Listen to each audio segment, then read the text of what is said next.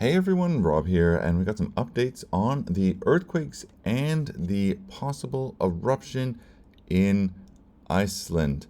Now, we can see here from the headlines, obviously things are not over yet, although they are subsiding. There's some big news that came out of the Blue Lagoon just the other day, yesterday in fact, and they said that they are going to continue to be closed until December 7th. Now, this is also partly because the roads are still closed going in and out of Grindavik, unless you are a Grindavik resident. They're going to be opening it up for businesses and so forth. So it's still, if we look at road.is, we can still see that the roads are closed in the Grindavik area. As you can see, these red lines here. Going in and out is not allowed, driving prohibited. And the Blue Lagoon also sits in this region. So the Blue Lagoon has decided to keep things closed for a little bit longer. And I don't know if it's sort of their choice or if it's just because the roads are closed that they have to do this. Now, coming out of the meteorological office here in Iceland, it says seismic activity has been relatively stable for the past few days with a daily rate of about 500 earthquakes in this area. Now, most of the seismic activity continues nearby Snillingarfell and Hagafell. And you can see sort of the area which is the brightest red, kind of in this middle area near the Blue Lagoon. This sort of upper mountain part where my cursor is. That's the best way to describe it. Now, data from the GPS stations and satellite images show that the uplift is continuing in this area, and deformation is still ongoing all around sort of this dike and this seismic sort of magma tunnel. Now, the elevated seismic activity, which occurred around midnight last night, isn't really associated with any big changes going on with the deformation.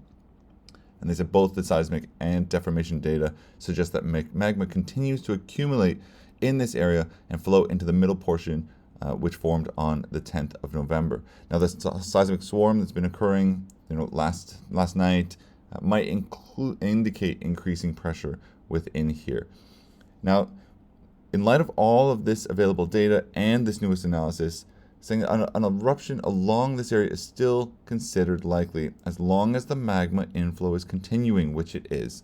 Now, it is assessed that the area will be the highest likelihood for an eruption, and that area that they're saying is most likely to occur is, again, in this sort of middle part near the Blue Lagoon. The hazard map published, which we're looking at here, or we looked at the other day. If we just go back here, actually, if we go down to, I don't think it's in the Icelandic news, to be honest.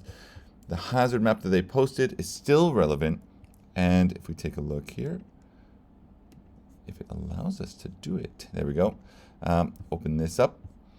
This map here shows the areas that they say is most likely, this is a bad picture, most likely to have the eruption in this purple area.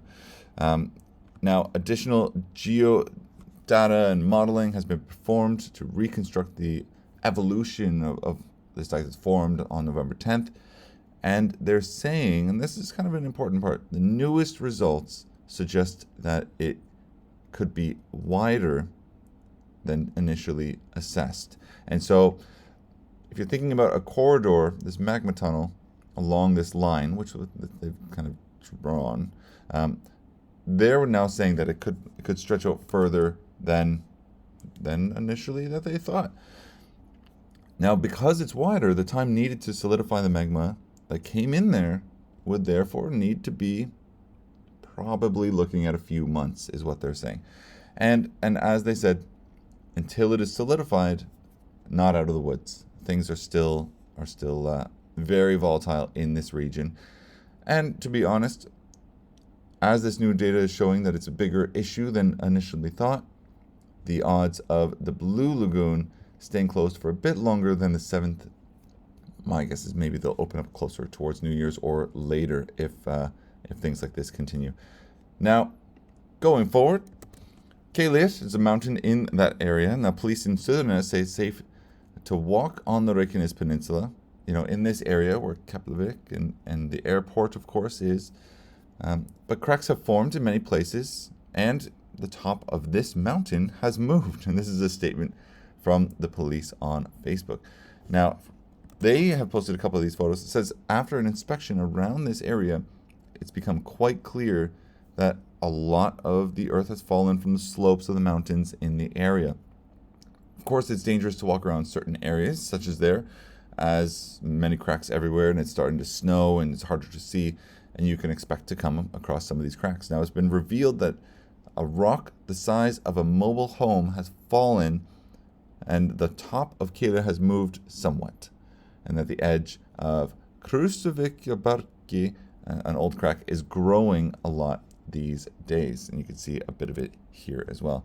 And they're saying it could be expected that there's going to be more cracks in this area, and as the earthquakes continue, that will continue, and that there's probably a lot more cracks that they are unaware of yet.